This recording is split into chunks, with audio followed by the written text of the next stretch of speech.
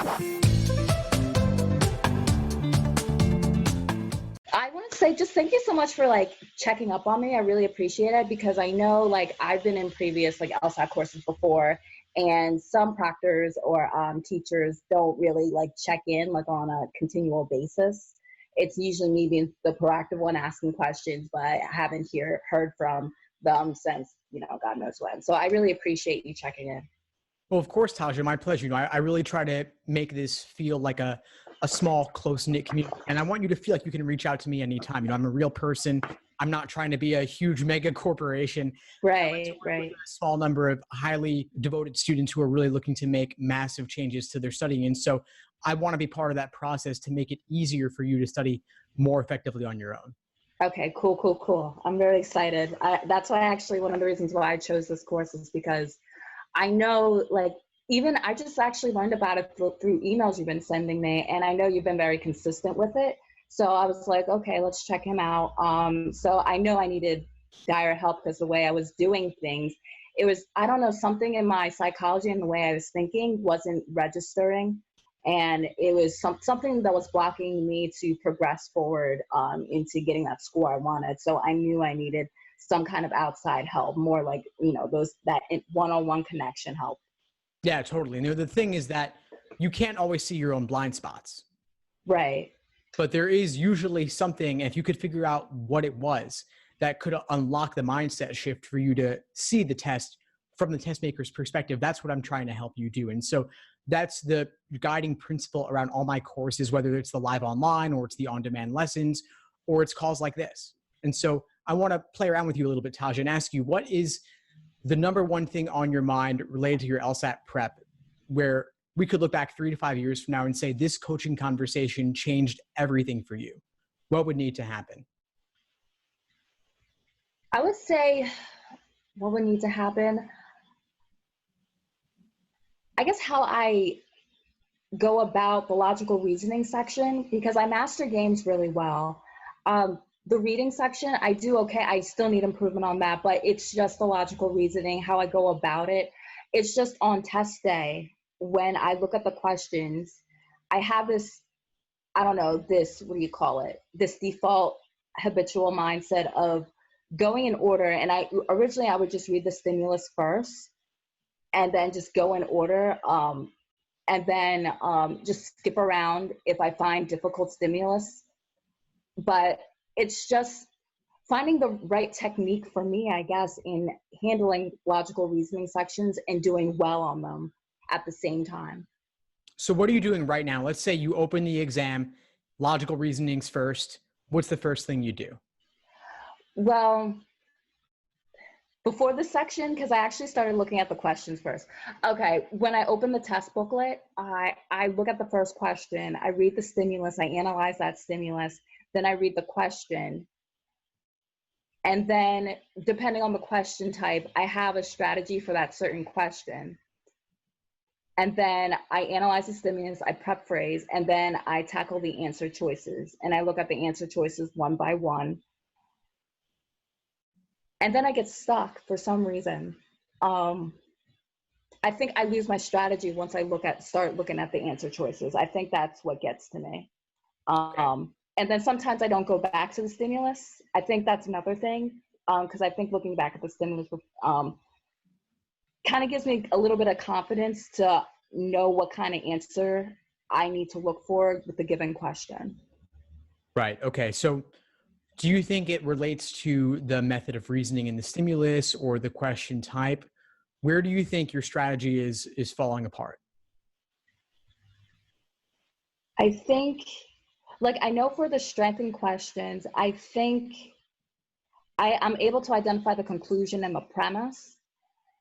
And looking for new information, I think where my strategy falls apart is whether, I know looking for new information is important. I think reading the question word for word or the answer choice word for word in its entirety and the focus of the question, I'm able to get that in. It's just what kind of answers am I looking for like a strengthened question? I know I need to look for new information. I know I need to look for something that bolsters evidence, depending on what the stimulus is talking about. Whether that stimulus, there's a gap in the stimulus or there isn't a gap in the stimulus. So I have like 3 ways of tackling the question. It's just like, I have it phrased in my mind, but when I look at the answer choices, it might not entirely be that prep phrase I was looking for. Right. There's a variety of ways to strengthen an argument as you're listing here. Right. So if it's not the prep phrase that I'm looking for, then I automatically get stuck and I don't know where to go or proceed from there, whether to go back into the stimulus. And I don't like taking the answer choices and plugging it back into the stimulus. I don't think that's a very practical approach to it, So I just get stuck when my prep phrases are not going where I think they should go. Right. There's a variety of potential correct answers for a lot, if not most different question types. Right. And so what you predict, it's one potential correct answer likely, but it's not the only one. Yes, absolutely. So I have like 3 prep phrases, and then, and that's another thing, like writing. I don't like writing too much. I feel like that's a waste of time. So like I have couple of prep phrases, but when I look at the answer choices, then I feel like one of my prep phrases I have memorized in my mind, it kind of dissipates. So it's kind of like, okay, which prep phrase am I working with? So little things like that kind of catches me off guard. So I would love to improve on that area, so to speak, in arguments. But yeah. Well, first off, I don't think it's little. It's half the exam, right? So right. we've got to start here. We got to focus on this. I think this is our agenda for today. Okay. Now, it sounds like you've got a lot of analysis of the question type and the answer choices, and as well as your prediction. But what about your understanding of the stimulus itself? How do you feel about your level of understanding of the argument? Oh, for like small, I don't want to say small, but like simple, like stimuli. Is that the plural word for stimulus? Well, they're not testing that though. Okay. Anyway, like stimulus with like 3 or 4 sentences in it, like the simple ones, I can understand, and if the language is very coherent and clear and easy to understand, I'm able to understand and analyze what the author is saying or what the author believes. When it comes to like complex, maybe like with certain language, like maybe like in economics or like science stuff, and just complex language, just breaking it down and trying to understand what that's saying, I do need work on that. I was surprised to get some of the questions I was working on for must be true and most strongly supported. After doing some more of those, I understand the strategy, so I just stuck to that strategy. And once I was able to apply that, the answer choices are not that bad because I understand like the patterns of the answer choices and what they do for that. So like understanding that strategy is great. It's just when it comes to certain arguments with like heavy language or like heavy dense text material, try not to get lost in it, trying to make it succinct, like without having to actually write it down, but just have it very clear in my mind on what each sentence is saying and what the author believes. Right. I can nail the conclusion and the premises down. It's just, that basic thing. What does the author believe in that like long, heavy stimulus? Yeah. Now, with these more complex arguments with the difficult wording, when you encounter them, are you taking the time to thoroughly understand them, or are you going on to the questions and the choices? I take time to thoroughly understand them. Like when I'm reading the first sentence of the heavy stimulus, that's the thing. I don't even know if I should. I do take time to read the stimulus, but I don't know if I should, when I first read the stimulus, just break that first sentence down, understand what that means. And then when I read the next sentence, break that down, understand what that means. And the third sentence, break that down. What I do is I like to try to like grasp the stimulus as a whole first, like read it through one time and then read it a second time to break it down. So then, that's another thing I struggle with, like the strategy in itself on how to break that heavy stimulus down. Yeah. I struggle with that too. And it's also a valid question. Should you break it down? Do you need to what extent? Right. Like, I don't want to spend like a good 3 minutes trying to break down what the author is saying. You know what I mean? Like, I just want to, I read slowly. I feel like reading slowly, I think that helps tremendously. Even segue into reading comp with like heavy law or legal passages, I have to read that slowly, otherwise I'm not going to understand anything. But I know, what is the right strategy in analyzing a heavy stimulus? Is it just reading slow before the first time to make sure you understand everything, or just breaking the sentence one by one for the first time? So I don't understand what kind of strategy I need for that. Well, we need the strategy that lets you get the question right without doing more work than is necessary. Yeah, yeah. So I'm imagining as you were talking, I was thinking back to this class I took in college, and I saw in your email signature that you've studied philosophy. So Oh. I'm thinking of deconstructionism, which Yeah. I think one of my philosophy courses, I cannot entirely remember. I graduated in like 2016, but we touched lightly on deconstructionism, but I did take a logic class. It was a requirement for philosophy majors. So I understand, like, if A then B then B then C, like, that transitive property, logical reasoning stuff. But yeah, I was like, I have the analysis. It's, and, I studied philosophy, so I kind of am used to heavy text. It's just, there's something else, like, is it the stretch? Like, I don't know what it is, because I do have the analysis. It's just, you know, something is just blocking me from, getting to where I need to be.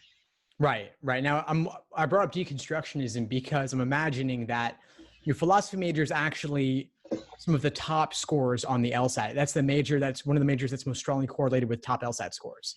So the fact that you're a philosophy major indicates that you are likely to do well on the LSAT because you're used to navigating dense, difficult text. Right. Now, I wonder if maybe when you talk about breaking it down, if you might be prone to doing more work than is necessary, because these are very densely packed, tight paragraphs, chock full of information.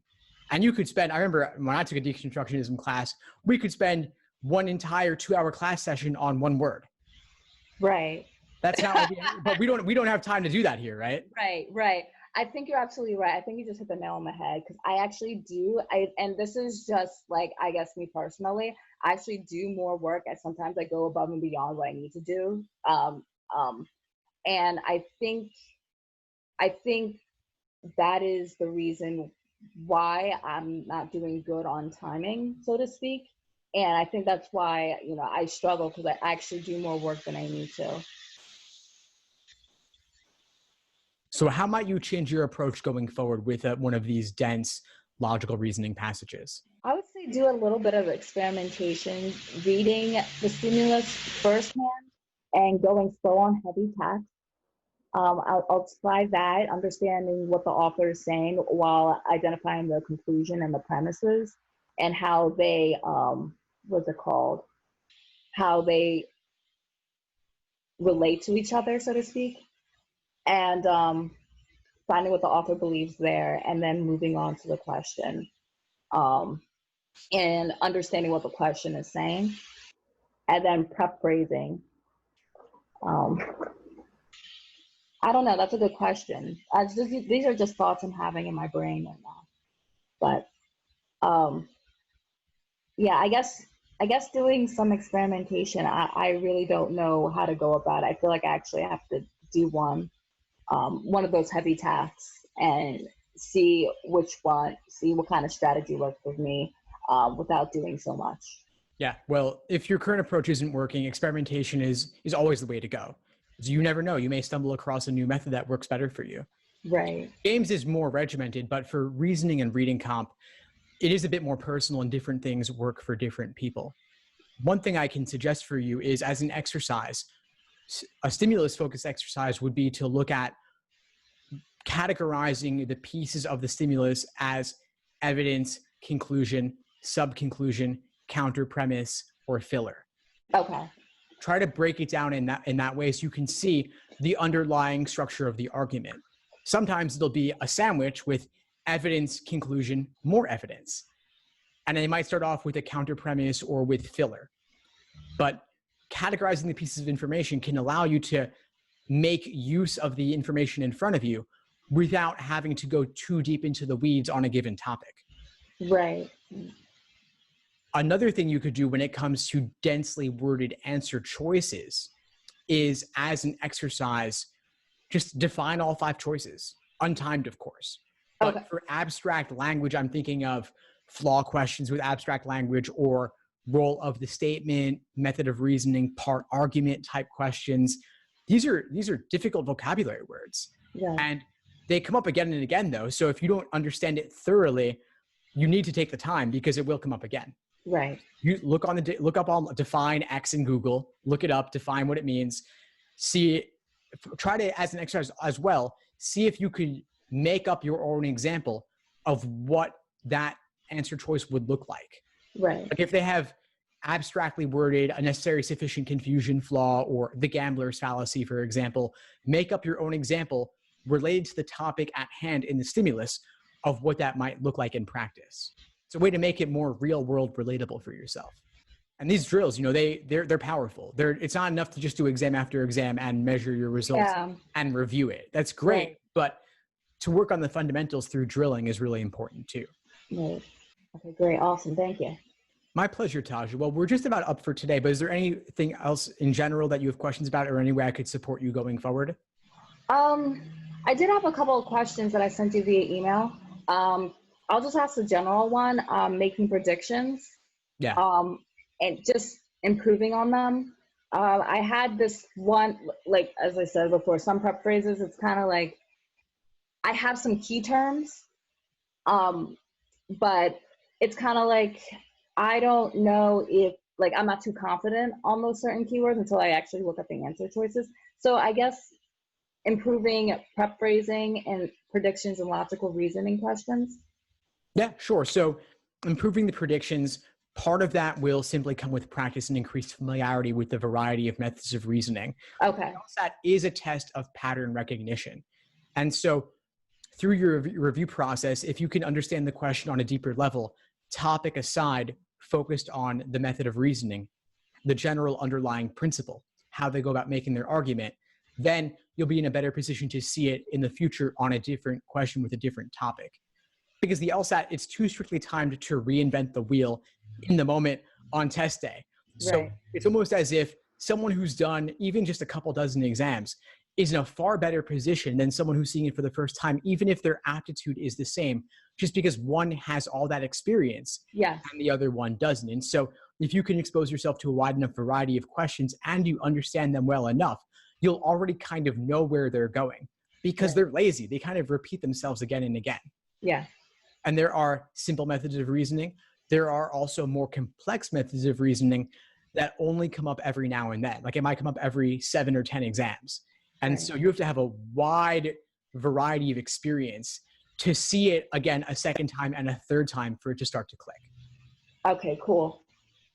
But predictions on most question types are a good way to be thinking, because it means that you're reading actively, like you're engaging with it as if you were having a conversation with somebody. So I do recommend trying to read with predictions in mind, not for all question types. Like for inference questions, it isn't always possible. But Right. Or like diagramming questions, Oh, for sure. Yeah, diagramming rarely. But flaw questions, definitely pre-phrasing. Strengthen and weaken, you might want to try it there as well, depending on the situation, but also be open to broadening your prediction to a more general category of possibilities rather than one specific prediction. Okay. And then also realize that they could go in a different direction too. There's, the real world is complex. There's lots of ways they can problematize something or shore up a gap. Right. Thank you. I'll take this to heart moving forward in my studies.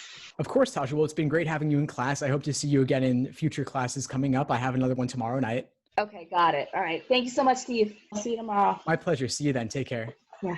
Bye. Thanks for tuning into the show. Please subscribe if you haven't done so already to be notified of new episodes as I release them. And feel free to reach out if you need anything at all as you move forward with your prep. I'm happy to help however I can. In the meantime, I'll wish you all the best and take care.